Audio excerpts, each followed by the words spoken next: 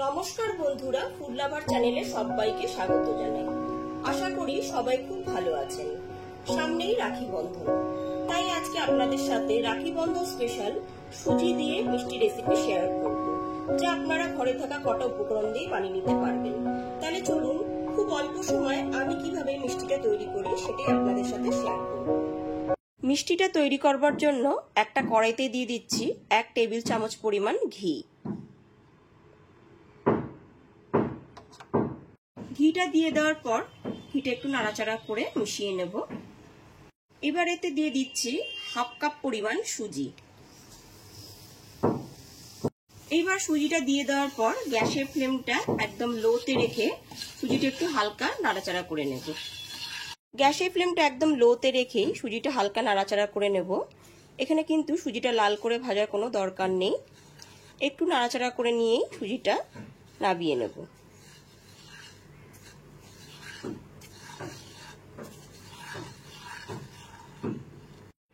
গ্যাসের ফ্লেমটা একদম লোতে রেখে ক্রমাগত নাড়াচাড়া করে 2 থেকে 3 মিনিট ধরে হালকা করে সুজিটা ভেজে নিতে হবে। সুজিটা এখানে হালকা করে ভাজা হয়ে গেছে। এখানে দেখুন সুজিটা একদমই ঝরঝরে হয়ে গেছে। এরপর এর মধ্যে 1 কাপ পরিমাণ দুধ অ্যাড করে দেব। 1/2 কাপ সুজির জন্য 1 কাপ পরিমাণ দুধ অ্যাড করে দিলাম।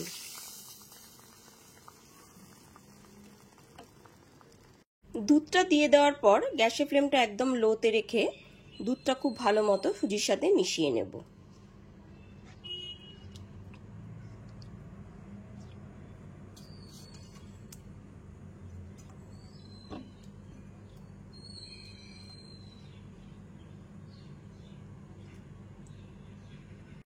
গ্যাসের ফ্লেমটা একদম লোতে রেখে ক্রমাগত নাড়াচাড়া করে দুধটা খুব ভালো মতো সুজির সাথে মিশিয়ে নিয়েছি।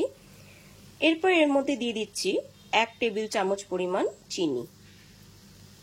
চিনিটা দিয়েও খুব ভালো মতো মিশিয়ে নেব। চিনিটা দিয়ে দেওয়ার পর খুব ভালো মতো সুজি আর দুধের সাথে মিশিয়ে নিতে হবে। এখানে খেয়াল রাখতে হবে যেন দলা না পাকিয়ে যায়। ক্রমাগত এরকম নাড়াচাড়া করে একটা ডো তৈরি করে নিতে হবে।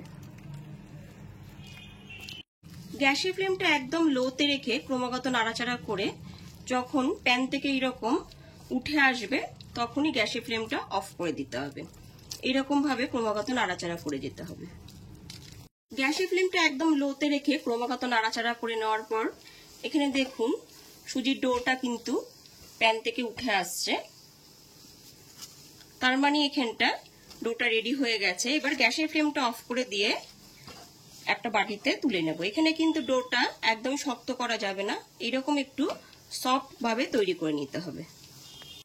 সুজি আর দুধের ডোটা কিন্তু একদম এখানে রেডি করে নিয়ে একটা বাটিতে তুলে নিয়েছি। এখানে ডোটা দেখুন একদমই সফট আছে। এবার ঠান্ডা হওয়ার জন্য কিছুক্ষণ ধরে ঢেকে রেখে দিলাম। মিষ্টি শিরাটা তৈরি করবার জন্য এখানে একটা কড়াইতে দিয়ে দিচ্ছি 1 কাপ পরিমাণ চিনি। এবার এতে দিয়ে দেব 1.5 কাপ পরিমাণ জল।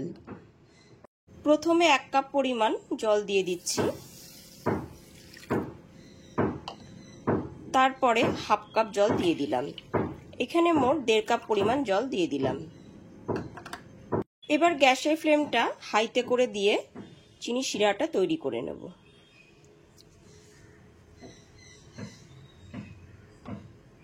চিনি আর জলটা খুব ভালো মতো মিশে গেলে পরে 2 থেকে 3 মিনিট ধরে শিরাটাকে ফুটিয়ে নিতে হবে। ফ্লেভারের জন্য একটু দিয়ে দিচ্ছি 4টে এলাচ দানা। এবার গ্যাসের ফ্লেমটা হাইতে করে দিয়ে চিনি শিরাটা ফুটিয়ে নেব।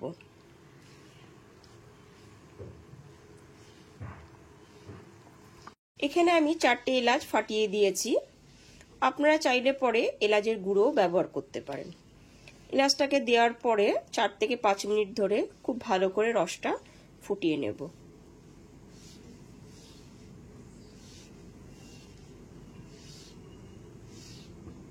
এখানে চিনি শিরাটা কিন্তু খুব একটা ঘন শিরা তৈরি করব না, একটু পাতলা শিরা তৈরি করব।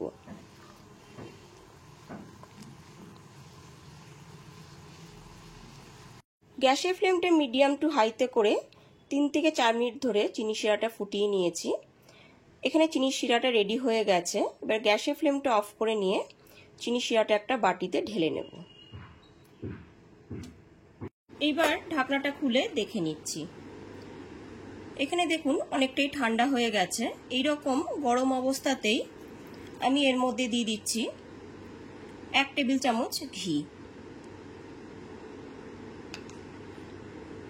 ঘিটা দিয়ে দেওয়ার পর খুব ভালো মতো মেখে নেব।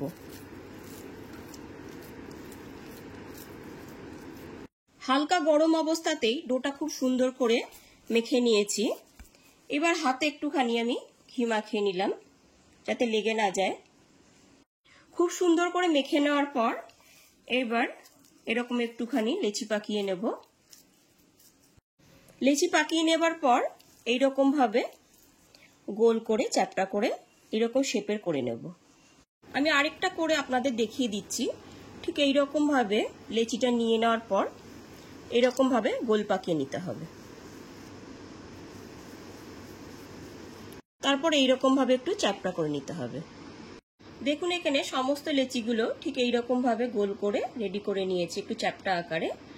এখানে হাফ কাপ সুজি দিয়ে দেখুন এখানে কতগুলো মিষ্টি তৈরি করে নিয়েছি। আপনারা আপনাদের পছন্দ মতন শেপের তৈরি করে নিতে পারেন। আমি এখানে গোল করে নিয়েছি, আপনারা চ্যাপ্টা বা লম্বা আকারও তৈরি করে নিতে পারেন। এবার চলুন মিষ্টিগুলোকে ভেজে নিই। গ্যাসের ফ্লেমটা অন করে মিষ্টিগুলো ভাজার জন্য একটা কড়াইতে দিয়ে দিয়েছি পর্যাপ্ত পরিমাণে সাদা তেল। তেলটা এখানে খুব ভালো মতো আমি গরম করে নিয়েছি। এরপর এর মধ্যে দিয়ে দিচ্ছি মিষ্টিগুলোকে।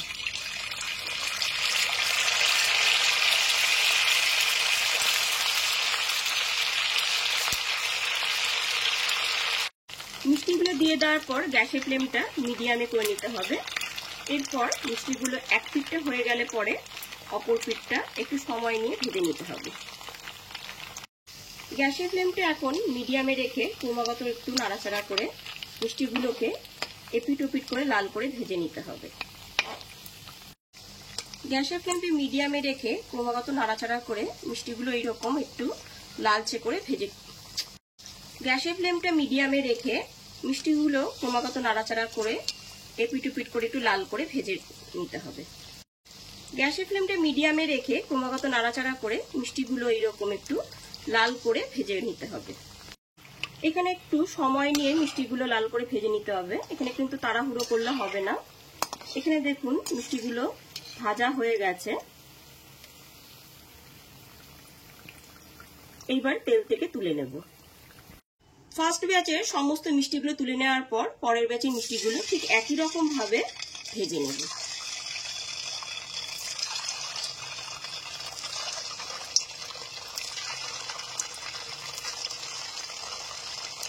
পরের ব্যাচের মিষ্টিগুলো দিয়ে দেওয়ার পর গ্যাসের ফ্লেমটা মিডিয়ামে রেখে ঠিক একই রকম ভাবে এক পিঠটা লাল হয়ে যাওয়ার পরই অপর পিঠটা উল্টে ভেজে নেব।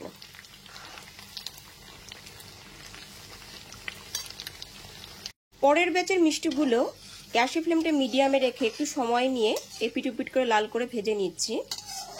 এখানে লাল করে ভাজা হয়ে গেলে পরে তেল থেকে তুলে নেব। মিষ্টিগুলো এখানে লাল করে ভাজা হয়ে গেছে।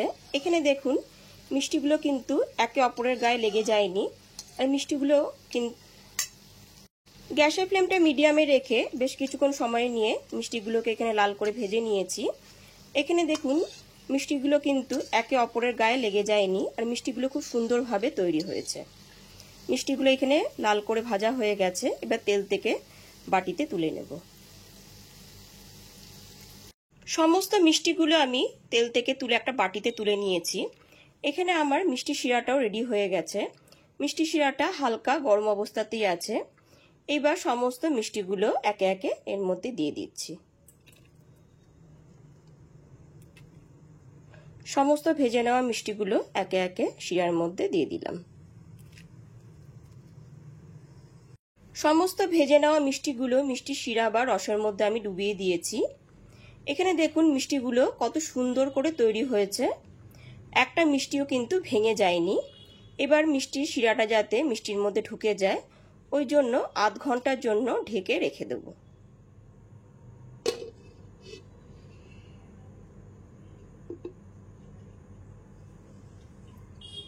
ঠিক আধ ঘন্টা পরে এখানে দেখে নিচ্ছি যে মিষ্টিগুলো কিরকম হয়েছে। এখানে দেখুন মিষ্টিগুলোর ভিতরে কিন্তু খুব সুন্দরভাবে চিনি শিরাটা ঢুকে গেছে।